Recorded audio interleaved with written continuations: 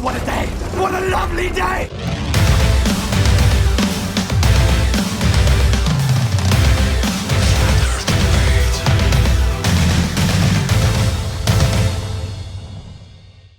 Welcome to Flat Earth Debate Uncut, no, live.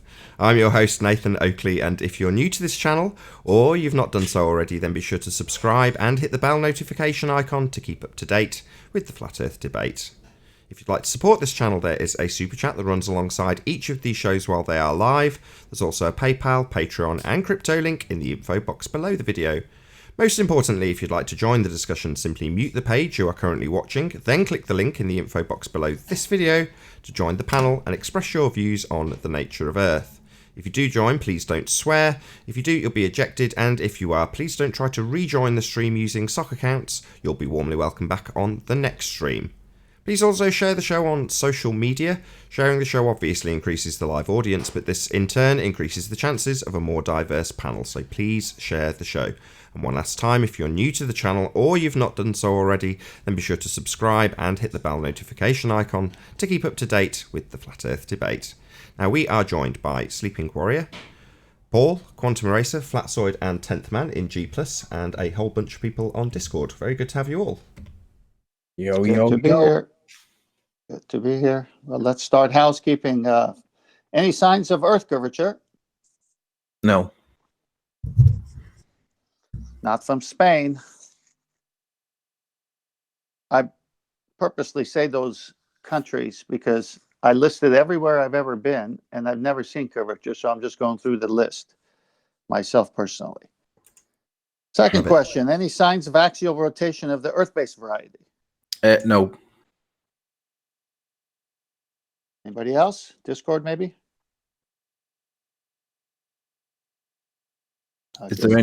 Is there anybody in Discord with any evidence for axial rotation? Come on, boys and girls. There must be some.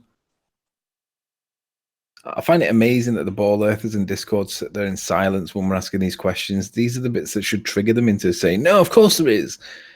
And they don't seem to want to do it. Maybe they just want to make us think that we're more popular than what we actually are. About hurricanes. Maybe. Hurricanes? No? No. No, not even hurricanes. That's well, actual. Just to be clear, there's no actually ballers in Discord at the moment, so that's why you're not getting any response from them. All right. Number 3, any scientific evidence for gravity? Nope. Anthony, this is a topic close to you. How many types of gravity do they have anyway? That's not real gravity. Oh, they only have one, but they use two interchangeably. And we know that in 1915 we had a World War I with Germany, apparently. And in that World War I, lots of people got killed on the shores of England and Germany and France and a few other places. But in the background, they changed the meaning of gravity so that it's no longer a force and it's now actually a little bit of maths. And they use gravity as a force, even though it's not a force. I don't have any idea for why. Hello. Well, the ballers now, they're reverting back. Oh, sorry, real quick. They've reverted back to the original definition of gravity now. All gravity is weight. So everything has weight. That's the new definition. And when we say weight, we mean it colloquially. We don't mean it in the context of physics, which is mass times little g, because mass is not a force, it's a scalar. But little g is not a force either, Rumpus. It's a scalar too, or it's a concept. It's a little bit of maths, but it's definitely not a force. Well, it was you, Anthony, who prompted Fight the Flat Earth to get George Musser on. And then George Musser say that on the really is level. Yeah. So this is Chocolate's favorite saying. Where's Chocolate when you need him? Because Chocolate spits this off like he's learnt it a million times. But you don't have to work at the really is level. Yeah, you do. That's called science. If you don't work at the really is level, that's pseudoscience. And we want to see the science for gravity, axial rotation, curvature. We want to see the science for this because we get called science deniers. Well, where is that science that we're denying? We'd like to see it, please. And then when they present evidence, it's not science, it's pseudoscience. And we say, no, that's not science. And then we get called, well, all the names under the sun. People try taking our jobs off us and things like that because we dare challenge their religion. There are more fundamentalists in this topic than there are in any of the religions I've come across.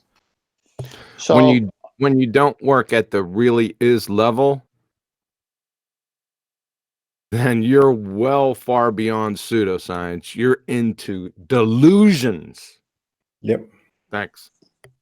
So, Anthony, let's dig a little deeper there. So the really is level was gravity 1915 and prior.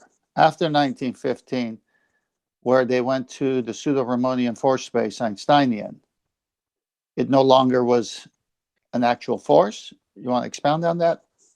Yeah, because science is observation and experiment, but unfortunately, there's no experimental application from Einstein.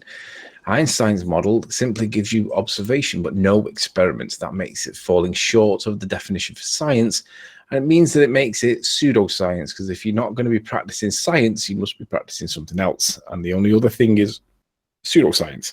So just observations alone do not go far enough. Sorry. So what's the difference between Einstein's definition of gravity and the one that was there before they threw Newton under the bus? So Einstein's, there's two main differences. Einstein's gravitation was limited to the speed of light, whereas Newtonian principles of gravity were immediate instantaneous action at a distance. Einstein's was 4 space, Newton was 3 space, and Einstein, what's the other one? Oh, only exists in mathematics, whereas Newton's at least was trying to do some forces and an actual experiment. Turns out he must have validated his null hypothesis because gravity is not a force. So Einstein's is conceptual? Maths only exists in Einstein's head. We should call Arwin Einstein because he's got concepts that he can manifest into reality just like Einstein did. But didn't Einstein do? I know. What are you saying? Since I'm saying that I'm saying that if Arwin's got manifestations in his mind that he can visualize and explain, that's no different to what Einstein did. Arwin, you are essentially Einstein. So imagination, basically. I don't take kindly to that insult. Thank you very much. That was good. That was good. But come on, Anthony. He did thought experiments. We talk about thought experiments. We talk about experiments all the time on this show. But Einstein did thought experiments. Come on, that's science, isn't it? If you think it must make it science in their model, yeah. So, Anthony, if you were talking to a current person, say a current heliocentric believer, and they say they believe Einstein, how would you use time in Einstein to refute them? Well, how would I use time in Einstein's theory to refute them?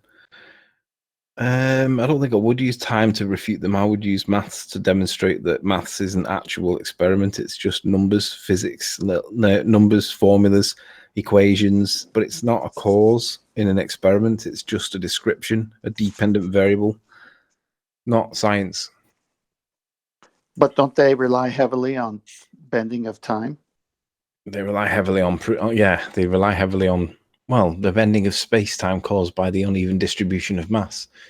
I mean, what does it even mean? That it's nonsense. I mean, we want to know what caused Newton's apple to fall from the tree. What was the thing that made it fall? Was it pushed? Was it pulled? Was it electromagnetically repulsed in some way? What's going on? We see it move, but what's doing it? That's what we want to know. What if he said it was time? Time can't cause anything, can it?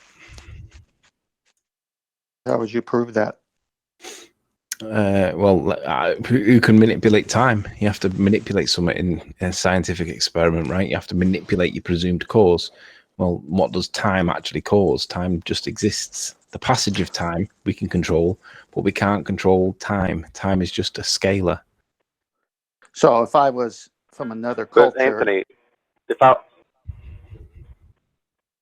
what if I wait? Like if I do this experiment and I do it for 1 minute one time, and then I do it for 5 minutes the next time, am I not controlling the variable of time, manipulating time that way? Come on, don't you get it? You need a flux capacitor, a DeLorean, and you need to go backwards in time. You need to manipulate time to see if that causes something. That's what's required in scientific method. We have a baller called John Watson who was given 10 citations to demonstrate that time can't be an independent variable because you can't manipulate it, and he still won't concede. The guy's an utter moron.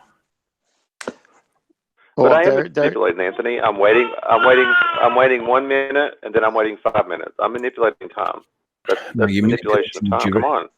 You're manipulating the passage of time, the duration of time, but you're not manipulating time itself. So why is it important to be able to manipulate something for it to be a scientific method? Because the manipulation of the presumed cause in an experiment is the bit that you prove that you are complying with scientific method. If you don't comply with scientific method, it's pseudoscience. So this is why you have control variables? That's why you have independent variables. And what are the control variables then? Well, control variable would be time, wouldn't it? Something that you don't control. It's controlled in a test, but it's not something that you manipulate yourself. It's something that just exists and you can't control. It's beyond your control. So when QE did the spectroscopy show the other day and showed an actual machine that had control variables and nothing foreign could get in between the actual measurement, and then they showed something shooting through the atmosphere of the air with all kinds of stuff in the air, that would not pass as control, correct? Correct. And why not? I'm sorry to interrupt. I've been waiting for a few minutes. I just want to get this in before the subject drifts off into a different area. In order to qualify as an independent variable, first and foremost, you must be, or you, when I say you, I mean the thing. The thing you are detailing must be, first and foremost, real. That's the first most important thing. So concept, no. Got to be real. Number two, it's got to be able or capable of being varied and manipulated by you, the researcher. Now, stopping a stopwatch isn't varying and manipulating time. Number three, it is your presumed cause of an effect. Time doesn't cause anything. So I just want to say that again. Number one, an independent variable must be real. Number two, it must be capable of being varied and manipulated by you, the researcher. Number three, it is your presumed cause of the effect you are studying at step one of the scientific method. That's all. Thank you. Anyone else? No. All right. Any evidence of a self-perpetuating molten iron core at the center of a presupposed spherical Earth? Just an 8-mile hole drilled in Russia, 1995-ish. That's it. Cool. No seismology. They don't prove anything. They interpret graphs, squiggles of lines on papers. Seismology doesn't prove anything. Sorry. You know what the locals call that pipe? Where they've sealed it off. I mean, it's not very big. It's only about 8 inches wide. Isn't it the hole to hell? Yeah, the doorway to hell. That's what they call it. 8 miles? That's all? Yeah, you ain't getting to hell that easily. I thought it was further than that. Any evidence for the distance of the sun? No. Nope. Arwin? You're talking about the supposedly gas ball that has a surface in a vacuum of space? Is that what we're talking about here? Sorry, gas. Did you say gas and surface? And vacuum. That's what we're told. It's in a vacuum. It's a gas made up of gases that has a surface. So It's not just gases. No, it's exploding gases. That's not the word I had issue with. This is new on me, Arwin. Hydrogen bomb. The whole surface thing. The whole surface thing is the specifics that I'm getting to. So we got gas. We know what gas is, right? Does gas have a surface? Anybody at all? Not that I'm aware of. it would if it had a membrane. Do gases have membranes? Not that I'm aware of. So how can the sun have a surface? That's where the light's at. That's where it's burning. What was the other one? Oh yeah, in a vacuum, you say? Yeah. Yep. So how does that work? So the sun is a gas in a vacuum, not expanding in all directions to fill the available volume. Do you want to explain that Yeah, one but to me? that's because it's the non-force of gravity is keeping it all together at the same time while it's Non-forces don't exploding in do all that. directions. Yeah, non-forces won't do that. And bending a concept doesn't do that. How would you know? You don't even know Yeah, I what do. gravity is. I do. It's Well, a concept. You can't bend concepts like you can't bend freedom. So bending a conceptual medium known as pseudo-Ramonian force space or space-time won't give you a force. In the same way, me bending freedom won't release slaves. Also, it's a statement was a violation of the law of non-contradiction, the non-force of gravity. Yeah, but maybe something else. Well, then you got to say the force of gravity. But then you got to prove it. So let's think about this too. So the weight of a particle is creating nuclear fusion, creating a surface of a gas. Is that right? Did I get that right? Say it again. Surface? What? I said the weight of a gas is creating nuclear fusion and creating a surface on the sun. That's what they're saying. That's what they have to say. It's a string of nonsense. Yeah. Anyone else want to shed some light on this topic? Boom, boom. I just want to know how you can have gas pressure in a vacuum without a container. You can't. It's a second law of thermodynamics violation. It's on their model, Nathan. We know on the their model. space is just bent to make it that way. Hold on, we've got someone in Discord trying to pop up. Hey, Third Eye, is it Third Eye Open? You want to add something? Yeah, that's it. Go ahead. So if we need a container to have gas pressure, wouldn't the pressure on Earth constantly be increasing instead of being level? No, we have cycles. Cycles. Carbon cycle, nitrogen cycle, hydrological cycle. They taught you this in about the third year of high school.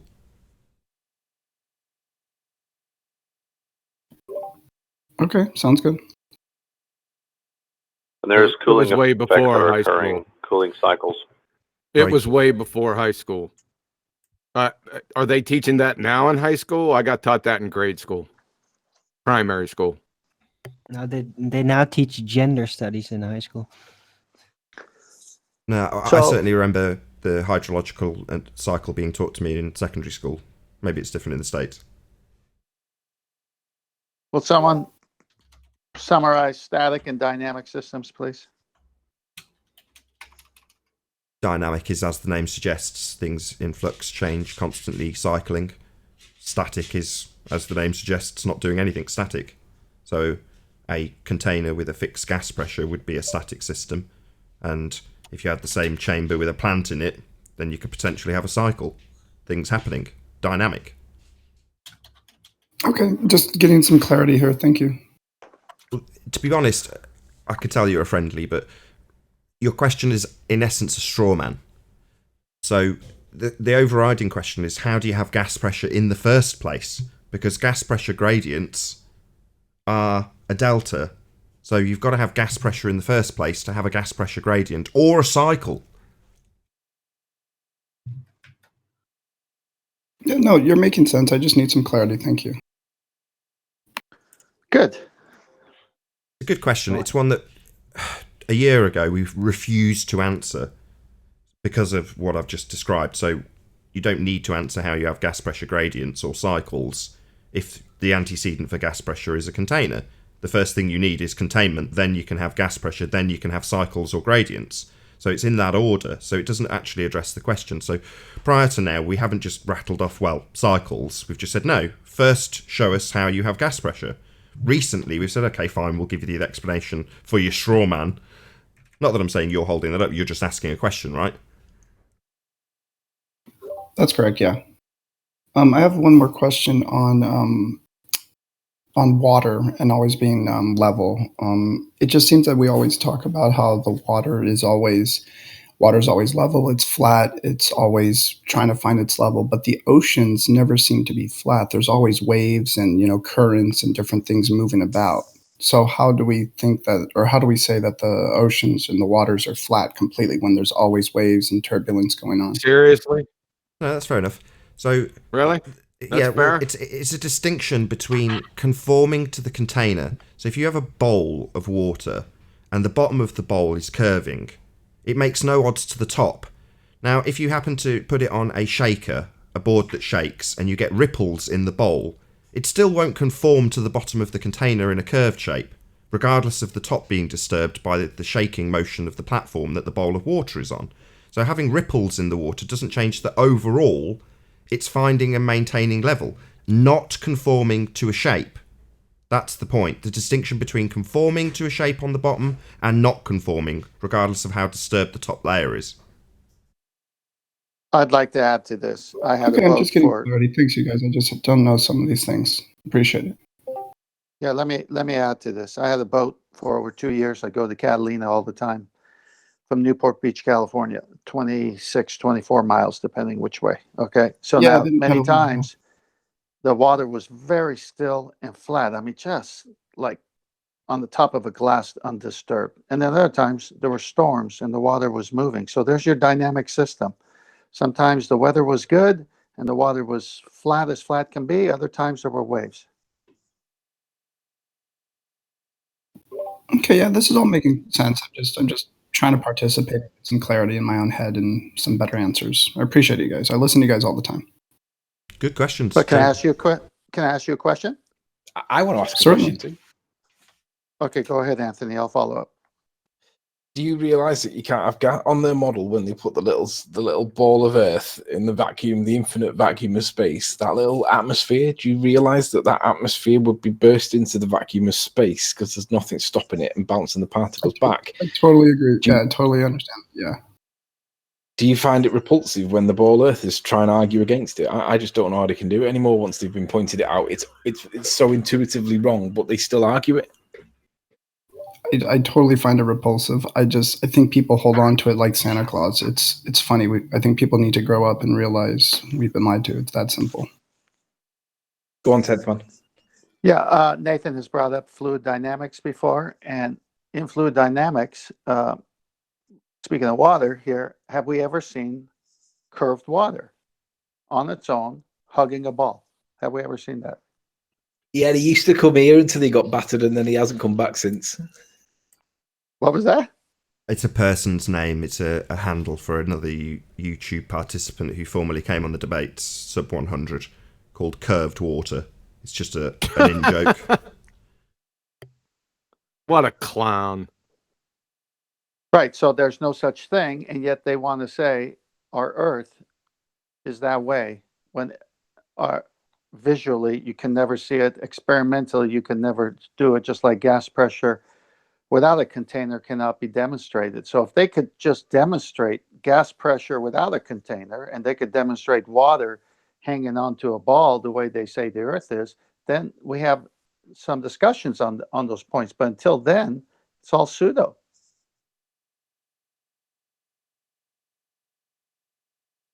Any evidence of the radius of the Earth, the R value? No. Presupposed spherical radiuses have no demonstrable proof. They just utilise the trajectory of the bodies of light in the sky and then presuppose that they are traversing the outside edge of a presupposed sphere. No evidence whatsoever for what an about Earth radius. latitude lines on the That's maps? derived from that original presupposition.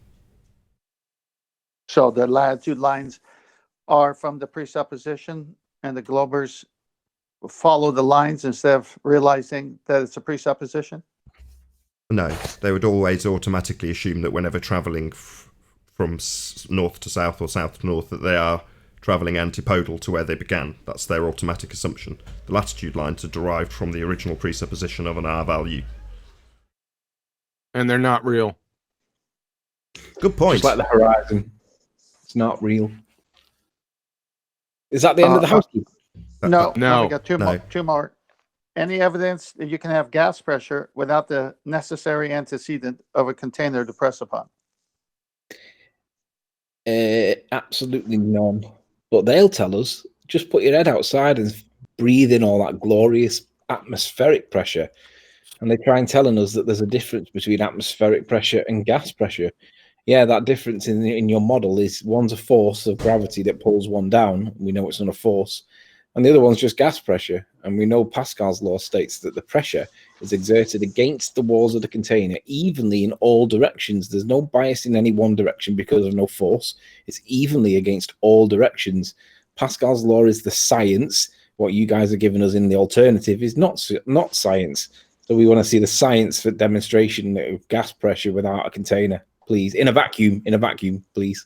Quick shout out to Sleeping Warrior. So Sleeping Warrior did a video in regards to Hillbilly Blue Balls. Now, I don't actually watch Hillbilly Blue Balls, but I got the general gist of his claim off the back of Sleeping Warrior's video.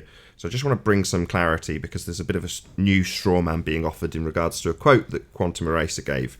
So at some stage, Quantum Eraser said, it better be a closed container. Yes, that would be correct. It better be a closed container if you want to retain the gas pressure, because entropy still takes hold. Now, when detailing this in the past, I've said things like, not only will the gas eventually dissipate into the atmosphere, given enough time, so will the pipe. To be fair, Nathan, no correction is needed on your part because Blue, what he's doing is conflating two terms. He's conflating the requirement for a container in the first place to have the pressure with the requirement to have it sealed to keep the pressure. The two separate points, we all get that, but for some reason he thinks that he can conflate them all, the 2 points, to his audience to try and create the impression that there's a contradiction when there isn't one. The guy's just dishonest. No, he's retarded. No, he's dishonest. He goes beyond retarded. He's dishonest. He knows what he's doing. And the people that listen to him are even more retarded. Listen, all this is a special pleading fallacy brought to you by a second law thermodynamics violation. Thanks. Oh, yeah. Yeah, I tried to get that. Second law of thermodynamics doesn't apply to the Earth, John. Yeah, that's special. That's it. That's precisely the special pleading fallacy. So at some point when you were playing his video back, he said precisely that. Well, of course we have. You go outside and there it is. We've still got gas pressure, proving it's a vacuum. No, that doesn't prove anything. That's special pleading based on a second law of thermodynamics violation. So I want you to picture being in school back in the day when we did GCSEs. And in physics, when you sat at the table and you've got your physics paper and the teacher says to you, okay, guys, start your exam. You've got 90 minutes. And you open the page and the first question is, what is the cause of gas pressure? And everybody knows the definition states the word container. The cause of gas pressure by definition is container. That's wrong. If you were to write in the paper, that's wrong. Your answer being gravity, Sorry, you would not. I've got to cut you off. That's incorrect. What? It's not the cause, it's a necessary antecedent. There's a difference. No. It literally, if you type in Google, if you type in what is the cause of gas pressure, it states that you need the gas in the first place. There you go. So it's not the cause then. So it's not the cause because you need the gas in the first place. So if container, then gas pressure, wrong. It's not the cause. It's an antecedent consequent relationship. Without the container, there can be no pressure. It's not the cause of gas pressure. The gas pressing on the walls of the container would be the cause if you want to assert it as a cause, but it's a consequent antecedent relationship as opposed to a cause and effect relationship. Yeah, we're getting a little dicey here. Let's pull that off to the side. It's not a big deal. We know what it means. No, but my point is, before I got hijacked by Rumpus, is actually that if you were to write the answer to be gravity, you would not get the mark. But all the ballers tell you that gravity is the cause of gas pressure, and it's not. Gravity is not a force. But if you were to write that in your exam, you would not get that 1 mark. But because that 1 mark doesn't get attained in the exam, it means that the whole model of the bullshit nonsense falls apart because gravity is not doing anything. It's the acclaimed observed phenomena that's not actually doing anything. It's not a force. It doesn't really exist. You think it exists, but nobody can prove it. Nobody can even define it. We definitely can't manipulate it. Therefore, there's no science for it. So what is it if it's not science? It's pseudoscience. Well said. Is there any single viable scientific hypothesis in the entire history of either astronomy, cosmology, or astrophysics? No. I love that one. Yeah, that's a good question, that one. So how did they get away with it? Hang on, we need to add the breeding patterns of birds to that question, because that came up with Gem Panda. That's just more flap, Anthony. Stick it on, though. Stick it on, because Gem Panda made a point of the breeding patterns of birds, and it was the best example of non-science ever, and he thinks it's science. That's because he's referencing a dodo bird. Yeah, we're not pulling in epidemiology here and studies like that. Let's just keep it simple with astrophysics, cosmology, and astronomy. So that rounds off the question. So I want to ask a question off of that last one. The scientific method could only be used in what instances then? Can only be used what? The scientific method is narrow. It applies to the natural world. And here we're asking, can you even have a hypothesis in these disciplines, if you want to call them that, astronomy, cosmology, or astrophysics? They can't even be used in that, can they? It's like many of the housekeeping questions. You could argue that some of them are nonsensical, but they're only nonsensical based on the rhetoric of the religion of heliocentricity, not because we've malformed our questions. The answers would be malformed, making the questions seemingly stupid, because you can't have gas pressure without a container, so asking for a demonstration of gas pressure without a container seems silly, because you can't have that. Asking for asking for a hypothesis from a pseudoscientist, it ain't gonna happen. So again, it seems malformed. Give us a hypothesis, pseudoscience. We don't use hypothesis. That's the answer, right? Yeah, well, it's back to what Anthony said, the independent variable, you got to manipulate something, right? It's a lot more than very manipulating it. Nathan put them out just a little while ago. There's 3 criterion they have to meet, right? It is your presumed cause. It has to be a cause. It has to exist, right? Then you have to vary and manipulate it. They just use, the crayon munchers, think if you can just vary and manipulate something, that it's an independent variable. Well, it's not. Welcome to 5th grade general science. Clowns. But John, I've got a timer on my stove. I can twist that and set it on the counter, and I've just manipulated time. Come on. Sure you did. So go down the list of those 3 criterion with time. Does time cause anything? No. Does Can time you vary stop? and manipulate time, not clocks? Yeah. Clocks aren't time. Does time stop when your timer runs out? Does time rewind when you back an hour? Well, but I pull the cake out and I lay it on the counter and I've stopped the experiment. I stopped it. It's done. When the bell rings, I pulled it out and I laid it on the counter. You caused it then. The elapse of time didn't cause it. You stopped the experiment. Now, you can use that concept. I say this, at best, it's a control variable. It's not a cause. If it's not a cause, the game's over. It's actually quite moronic, right? All they do is go to Wiki, and because mass.org or Science Buddy says time is always an independent variable, they think that just posting that citation is an answer. Well, that citation, along with all other citations, are merely baseless assertion fallacies on their face. The next step is you have to demonstrate it. Duh. I had a guy cite me a page on Google, and he said, go to there and read what it says. And it was from the Institute of Technology, and it was describing incorrectly the independent variable to be time.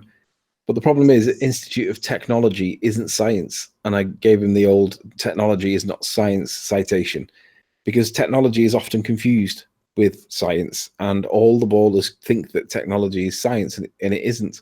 Technology is not science. but they all think of it.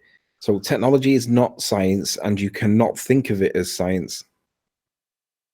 When you have to explain to grown adults that there's a fundamental difference between natural and synthetic, and that level is not curve, you have crossed a line into abject retardia, folks. That's where we're at. Speaking of, Wow, look at all the utters in Rumpus comments now. He's back to his old self. He's milking it. That's why he's got a lot of 50% utters. utter. Nice. Anthony, do you have that website that was the Globetard collection of arguments handy? If you give me 30 seconds, if you give me a bit of space, Phil, I can. I'll give you time of 30 seconds. And then that time will cause the magical appearance of, notwithstanding the fact that I'm bringing it up right now, time. Never mind, you're doing it. Yeah. Okay, so, Nathan, would you mind presenting my screen, s'il vous plaît? Sure. There we go. All right, so I'll lead with the intro on this because I only come across this recently, right? Flatearth.ws. I don't know who owns this, but I'm assuming it's somebody within the discussion. And it's basically a website where all the ballers that want to look up any of the topics that we talk about, it's a claimed debunk site for the flat earth. Somebody's dedicated a lot of time trying to debunk our points that we bring up, right? Not necessarily our points, but the points in general. Now, one of the things that I thought was hilarious was, when we say things like, this is the current topic at the moment, they're all arguing about this, that, and the other, and we start talking about, like, for instance, how level means curve on their model, right? And you wonder, why is it that they all suddenly start getting this one interpretation and they all start pushing it? It's because they all seem to be referencing this one particular website, and it's a bit like Metaflump, where they all go to it to have a look at stuff, and they've got you can see all these examples here of different things that you can look at to see what's going on. And it's just brilliant because somebody's actually paginated all this into like a referencing system so that we can literally, or the ballers can go to it and see what our positions are on a topic. So for example, gravity. If we look at gravity, it talks about tides, and then it'll give you the explanation for what we say, and then they'll talk about other things, the counter arguments to it. Salt water, wonder where that one came from. Shell theorem, I've never even heard of this one. What else is there? Vacuum in space in the Earth's atmosphere. So given that this is a housekeeping question, let's use this as an illustration. The Earth retains an atmosphere because gravity pulls air particles towards the center of the Earth. Gravity is not pulling anything. It's not a force. So immediately this is debunked, right? So not vacuum, vacuum inside the thing, vacuum, not vacuum. So, I mean, this literally demonstrates our point. Wait, hold, stop. What's the difference between these two pictures? Well, one's got a glass bulb around them, and the other one's got no divide between them. Oh, I know. One's got a container around the vacuum. Yeah. Goodness, this is retarded. I guess this would be the Kármán line, that non-real line, that just arbitrary positioning, like they call it. Is it 34 miles up or whatever distance it is? This must be the Kármán line for the edge of space. Yeah. Hold on. Don't go back down a little bit. So you see on the left, you've got not vacuum and vacuum. What's keeping the not vacuum, the gas, from going into the light bulb? The glass. And on the right-hand picture, what's stopping the gas going into the vacuum? Fuck all. Oh, so it would go into the vacuum then? Yeah. But then, well, the air. Wait a minute. The air has weight to it. That's what keeps it from going out into the vacuum of space. Don't you understand? Yeah. So gas expands in all directions. It's moving freely and randomly in all directions. Look at what it says. Without a force, well, we know gravity is not a force. They're admitting without a force affecting air particles, air would move into the vacuum. No, damn right it would. Flat earthers claim that Earth should not be able to have an atmosphere because without any barrier, it would have been sucked by the vacuum into space. They are wrong. That's not our position. Well, our position is that gravity is not a force and you haven't got a container. They are wrong. Gravity pulls. It does not. Gravity does not pull anything. It's an effect. It's a claimed observed phenomena that we can't manipulate to prove a cause and effect relationship. It's not a pulling motion. It's an effect if it exists at all, and we say it doesn't even exist. And it doesn't allow Earth to retain an atmosphere at all. It's complete and utter garbage. But this is what they're telling the ballers, right? So when they go there, they think gravity is the answer. And then they come into, and that's why they can't come into Nathan's, because if they've been primed with this perception of gravity pulling air, if they were to come into Nathan's, well, we can affirm the consequent. If Baller comes into Nathan's and claims gravity, death will ensue. They know that they're gonna get killed. So, and then the Earth retains an atmosphere because gravity pulls air particles towards the center of Earth. Without something affecting the air like gravity, air particles would move towards the lower pressure and Earth would lose its atmosphere. Flat Earthers claim Earth should not be able to have an atmosphere because without any barrier separating Earth's atmosphere and space, it would have been sucked by the vacuum in space. They are wrong. Who is it that misrepresents arguments like that against us? It's people like the Rumpus and Sly Sparkane and Blue Marble Science and all of them. They all do it. They just misrepresent our arguments. That's why we have to have this show to tell people this is not the position. You can't have gas pressure without a container in a vacuum because there's nothing for the container to bounce off. And also, there's no force pulling it down. So you do not have the force that's required and you do not have a container that's required. And this basically kills your model, guys, because there isn't a line around the outside edge like there is with the bulb. It's silly. But Anthony, don't you know that you can put things on a scale and the scale moves, so that's evidence of a force. So if gases have weight, the weight of the particles inducing a force, don't you understand? Come on, so Nathan, or Anthony, you know this. Come on, Anthony, you know this. The Rumpus argues that scales are a force measuring device. But when you look at what a force is an interaction, a push or a pull. So basically, weight is defined as mass times little g. Mass is a scalar and it's not a force, as Rumpus tells us. But little g is not a force either, as the rest of science tells us. So what force is pushing down on the force measuring Science device? doesn't tell us anything. Shut up. Stop ruining it. Hey, Anthony, go back up to that. What experiment? Right there, 9.8 meters squared. Read that thing under number 3. Read higher. The ball and water experiment to disprove gravity. No. Go up on the picture. There you go. Read that thing underneath number 3. Gravity is very weak. Earth's mass is 6 times 24 kilograms. Gravity is very weak. What does that mean? Oh, God knows. Earth's mass is 6 times 10 to the 24 kilograms, but it can only accelerate us 9.8 meters per second squared. Sure it is. How do they know that? God knows. Even if you had Wonder Twin powers activate Einsteinian gravity and Newtonian gravity, and let's give it on nuclear steroids, it would have no effect on gas pressure at all. Zero. It will not contradict or controvert the second law of thermodynamics. Thanks. I want to do a quick shout out to Dave Rakia Gafford. He says, knowledge that doesn't glorify the God creator has no purpose. Rakia life. Thank you very much for the super chat. Really appreciate your support. Amen. Dave, go on, moot. Yeah, check this one out, guys. Richard Garriott's pocket of gravity magic trick. Richard Garriott is a video game developer and entrepreneur. He was also an avid magician. In October 2008, he flew to the ISS. He flew to the ISS as a private astronaut and performed magic tricks.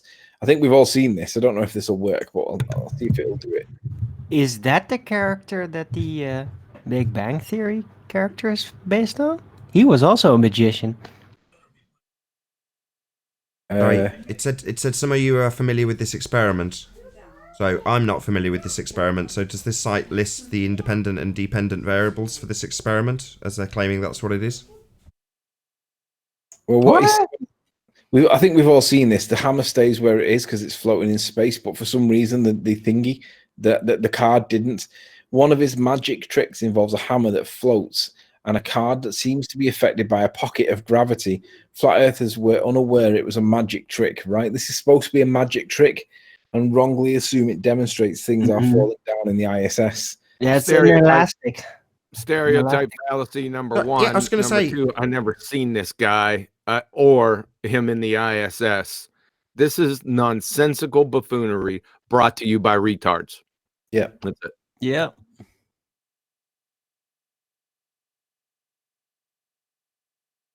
Funny that it happened, though. Can you go back up to that experiment Nathan was talking about?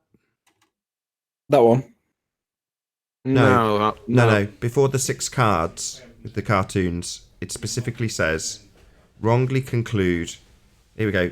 Such an experiment is invalid and unscientific. Well, what experiment are they referring to? Pouring the water on the ball, I think. Dell's one.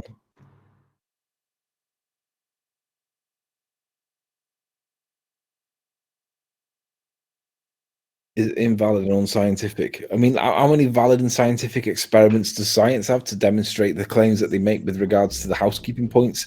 It's a big, fat, juicy 0 with no rum. You mean the people who showed a light bulb that had a container to keep the gases in the light bulb are saying that this is unscientific? It's just pure morons. I'd like for them to take the glass out of there and see if the gases in the light bulb will stay. Well, hold on. What's going on? It says that we reject an experiment. I want to know what the experiment is. You said water on a ball. That's not enough information. I'm not blaming you, Anthony. I think it's Dell's one where he pours water on the ball. Oh, look at that. Gravity is not the result of the shapes. Gravity is attraction between objects with mass. No, it's the bending of a conceptual medium called space-time. Gravity is not the result of the shapes. Yeah, bendy water and bendy atmospheres are also not the result of the shapes, but on your model they are. So how does that work? Thus, using a ball to model Earth's gravity just because it is a sphere is a false analogy. Gravity is very weak. It's very weak, but it's able to accelerate us at 9.8 meters per second squared. I wouldn't describe that as a very weak force. Yeah, very weak and able to keep the gas on the ball, remember? I'd love somebody to accelerate me at 9.8 meters per second squared in any direction other than down, and then show actually the force required to get me to move at that speed. I'm going to say that that's quite an impressive force, and we know gravity is not a force, and it definitely isn't capable of shifting me. Look, it says the guy is moving at 9.8 meters per second squared. No, he's not. He's not moving at all. It's the assumed acceleration rate for if he were moving. What's acceleration? It's a scalar. Yeah, why is it though? It's a scalar. It's a rate of change in speed. A rate of change in speed. So it's this dude in picture 3 changing his rate of speed? No, he's in a state of fall or rest because he's on the Earth. Right. Well, how is it possible that it's pushing you down, Anthony, and you weigh a lot more than the helium balloon? And what's mass? And where did they get that 6 times? What is that? 10 to the 24th kilograms. Where'd they get that from? Cavendish. Reverend John Michel and Cavendish. That's where they got that figure from. Was it very specific? Was it not Michel Foucault, Nathan? No, Cavendish. Oh, I thought it was Michel Foucault. Oh, Cavendish weighed the Earth. Come on. It's an in-joke. Well, no, he attempted to find the density of the Earth without mass. Whatever that is. Whatever mass is. He didn't go after M. We already know that. How can you solve an equation with 2 variables that you can't ascertain? Can somebody please tell me that? Yeah, John, is it typically the result. Density equals mass Isn't over mass volume. Jeez. No, Nathan but Thompson, isn't mass typically measured in kilograms, and kilograms is technically weight, right? Nathan Thompson's asking if there's room on the panel. Yeah, there is. I don't know how to. Nathan, can you send him a link? He wants to join. I'll see what I can do. Send me a message on Skype, Nathan Thompson, so I can send you the link. Anthony, go to another slide or picture so we can see what else they're trying to push. I just want to give a shout out to Negator XX. He used to be relevant. He was never relevant. He was at one time. Somebody needs to retract it. Come on, Arwin. Retracted. Well done. Oh, here we go. Einstein's thought experiments and daydreaming. Einstein used thought experiments as a tool for formulating his theories. Sorry, His visions. sorry. Just before we go on, Anthony, can you give me a definition of thought experiments, please? Visions. Just look it up. Just see what it says. If you could quickly do a Google search and type in thought experiments, what's the definition? Conceptualization. I just want to see if it gives you any indication that this would be like methodology-based experiments, i.e. empirical, or not. It says thought experiments are basically devices of the imagination. They are employed for various purposes such as entertainment, education, conceptual analysis, exploration, hypothesizing, theory selection, theory implementation, etc. Some applications are more controversial than others. Is that enough? Perfect. That's Thank wrong. you. That's wrong. Okay. Yeah, that's wrong. You ain't coming up with a theory based on a thought experiment. No. Theories are validated experiments. You don't come up with a theory, you don't begin with a theory. The theory is the end point. You got it ass backwards. You have the wrong emphasis on the wrong syllable. Damn, people. How about this, John? Isn't the double slit experiment basically a validated thought experiment? No. Since the knowing is kind of No. part of the thought, maybe. No. Let's carry on. Sure. I just want to You click got that the in the wrong bud for Arwen. emphasis on the wrong syllable, too. Knowledge of which path light has travelled through, i.e. knowing which slit the light went through, that's not a thought. That's knowing which slit it went through. Right, let's have this. Yeah, but if you don't think about but that wasn't that wasn't the product or the result of experiment. You got your ass backwards. Shout out to Truth Seeker. He says, debunking Globe University live. Yeah, indeed. We were supposed to do this yesterday. This is epic. Sorry, Yeah, Arwen. I don't mean to nag you, Arwen. I just want to stay. I want Anthony to stay on track with this. That's all. Yeah, I want to stay on this. This is fab. So we've got Einstein's thought experiments and daydreaming, right? Albert Einstein used thought experiments as a tool for formulating his visions. His theories provided predictions that can be tested in experiments. No, they cannot. He did not perform the experiments himself. Others did and confirmed his theories. Some flat earthers dismiss Einstein's theories, especially gravity-related ones, on the basis that they are founded on thought experiments and visions. They are wrong. His theories have been repeatedly confirmed by various experiments. No, they've not. And on observations, yes, they have, performed by many others. There wouldn't be a theory without an experiment. Like what? There wouldn't be a theory without. There wouldn't be a theory without an experiment. I just got done explaining this. Well, it seems like claims of experiments, but not actually saying what they are again. Yeah, look at it. They did it. Yeah. What? Like what? No, he would have had to have done it first to make it a scientific theory, not theory. Then have people in the consequent decades confirm it. It's bass backwards. But they're not even describing what theories have been confirmed. And yeah, we are trying to get to it. If you let me read on, guys, we'll get to it. He says Einstein's Einstein's theories provided several predictions which can be tested in experiments and observations. If a prediction can be successfully observed, then it would serve as another confirmation of Einstein's theories. It does not matter that Einstein did not do every one of the experiments that confirmed his theories by himself. There are no experiments that were done by anybody. The successful recent observation, that's only part of it, isn't it? Observation and experiment of the gravitational wave and the image of black holes also serve as confirmations of Einstein's theories. No, observations is only part of it. As far after Einstein is no longer with us, at the other end of the theory spectrum, the so-called flat Earth theory is purported to have testable predictions. However, every time a prediction is proven wrong, they would invent various shiny new excuses why the tests fail to support the flat Earth theory. In reality, unlike Einstein's theories, the flat Earth theory is plainly wrong. They simply There is no flat Earth theories. There are no spinning ball theories, because this isn't science.